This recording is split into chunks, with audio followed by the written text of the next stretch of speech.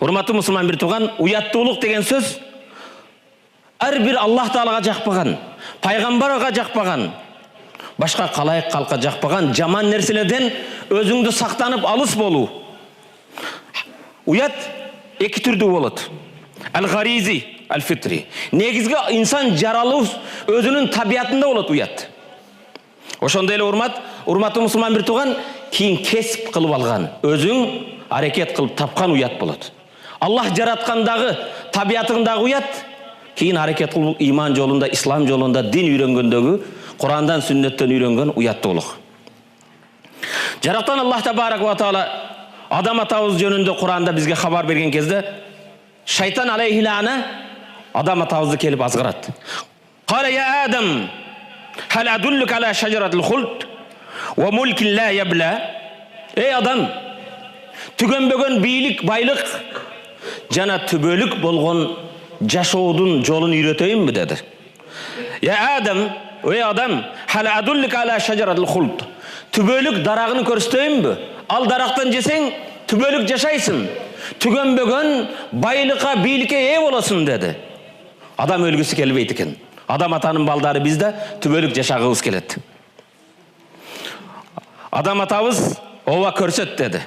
Шайтан алейхи лаана Аллах Таала тыюу салган даракты көрсөткөн кезде фаакала минха. Адам атабыз Хава энебиз Аллах тыюу салган дарактан жеди. Фабадат лахума сауатухума. Жеген кезде экөөнүн тең үстүндөгү кийимдери түшүп калып жылаңач болуп калды. Кудайдын кудурети менен Аллах Таалалардын денесин жылаңач кылып койду. Фатафика яхсифан алейхима мин варакил жанна. Уяттуу жерлерин жабыш үчүн бейиштеги дарактардын жалбырагынан издеп калды. Эмне менен жабынсак деп. Бул инсандын табиятында жылаңач болгондо уялуу. Адам атабыздан бери келген инсандын табиятында болгон уят.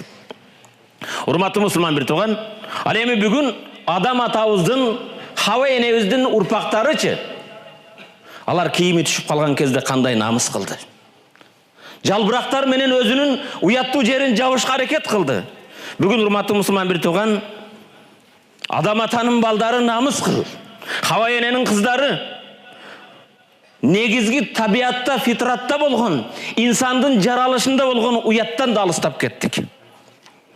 Урматтуу мусулман бир туган, эркек жиндиби же аялбы? Мисал берейин. Эгер мен силердин каршыңарга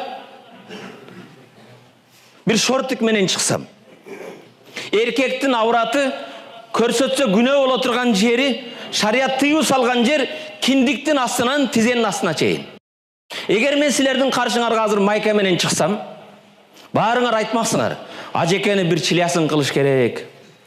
Ажекеге эмне болгон, ооруп калыптыр деп. Бирок урматтуу мусулман бир туган, бир чоң залда же көчөдө мен тиземдин астына чейин жапкан шортик менен жүрсөм да, бири-бириң менен сүйлөшө, ажекеге эмне болгон деп. Чындыгында ал шариятта мага эч күнөө эмес ошондо жүрүү. Эгер мага күлө турган болсоңор, урматтуу мусулман бир туган, үйүңөрдөн кыздарыбыз, келиндерибиз чыгып жаткан кезде эмне үчүн күлбөйсүңөр? Анын шортиги же юбкасы тизенен жогорурак. Майка эмес, асты жабылган, арты ачык. Же көкөрөгүн көрсөткөн. Чыныгы жинди ким экен? Урматтуу мусулман бир туган, намыс кылышыбыз керек, ойлонолу. Эркектердин ошондой жүргөнүнө күлөбүз. Эмне болгон дейбиз? Эмне үчүн кыздарыбызга, өмүр жолдошторубузга, аялдарыбызга, жээндерибизге, эже карындаштарыбыз ошондой жүргөн кезде үн чыкпайбыз? Урматтуу мусулман бир туган,